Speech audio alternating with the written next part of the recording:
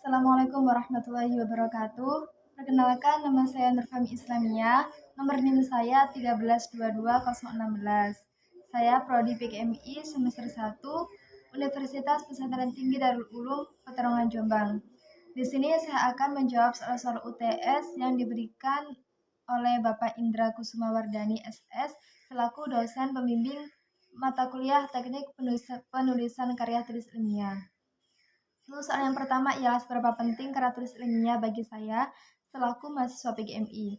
Bagi saya sangatlah penting karena dapat menambah serta meningkatkan pengetahuan dan wawasan kita yang nantinya akan menjadi seorang guru, dan bermanfaat untuk mengembangkan keterampilan membaca yang efektif, melatih untuk menggabungkan hasil bacaan dari beberapa sumber, agar kita dapat berpikir kritis dan mampu mengembangkan ilmu pengetahuan baru yang nantinya akan kita salurkan kepada anak didik kita nanti. Berhubung kita nantinya akan menjadi seorang guru, maka nanti kita akan terdorong untuk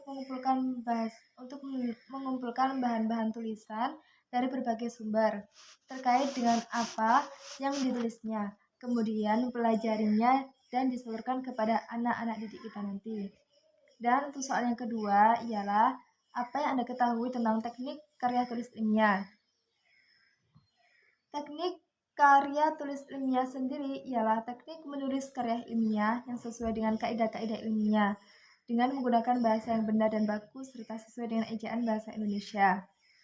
Adapun pengertian dari karya tulis ilmiah sendiri ialah suatu karya tulis yang sengaja dibuat untuk memecahkan suatu masalah yang berisi fakta, data, serta solusi. Adapun struktur karya tulis ilmiah sendiri ialah pertama judul, yang kedua latar belakang, yang ketiga rumusan masalah, yang keempat pembahasan yang sederhana yang sesuai dengan rumusan masalah yang dibuat, yang kelima kesimpulan, dan yang terakhir ialah daftar pustaka. Tips penting dalam penulisan karya tulis ilmiah yang pertama ialah membuat judul karya tulis ilmiah. Judul harus konkret, tidak bias, dan meluas, serta menggambarkan ide dari hasil karya tulis ilmiah yang kita buat. Yang kedua ialah memberikan isi latar belakang yang bagus. Latar belakang masalah sudah menjadi bagian utama penelitian yang bertujuan supaya yang membaca memiliki pemahaman awal mengenai ulasan karya ilmiah yang kita buat.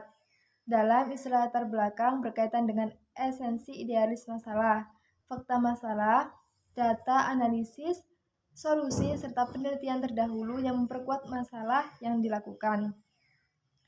Yang ketiga, membuat rumusan masalah. Rumusan masalah menjadi bagian terpenting dari penelitian yang melingkupi apa yang mau diteliti serta dikaji dari karya tulis ilmiah yang kita buat. Pada rumusan masalah, kata tanya yang paling efektif ada 3 hal. Yang pertama, kata tanya apa, mengapa, dan bagaimana. 3 kata tersebut sudah mewakili apa yang mau dicari dan yang mau kita bongkar. Yang kelima ada membuat pembahasan yang sederhana dan sesuai dengan variabel judul. Untuk karya ilmiah yang perlu dipersiapkan penulis adalah memberikan analisis bahasan yang dilakukan untuk memperkuat argumentasi dan diskusi ilmiah yang dilakukan. Caranya dengan menerapkan beberapa hal ideal dengan fakta yang pastinya ada beberapa faktor yang memengaruhi maupun menghalanginya. Yang kelima adalah kesimpulan.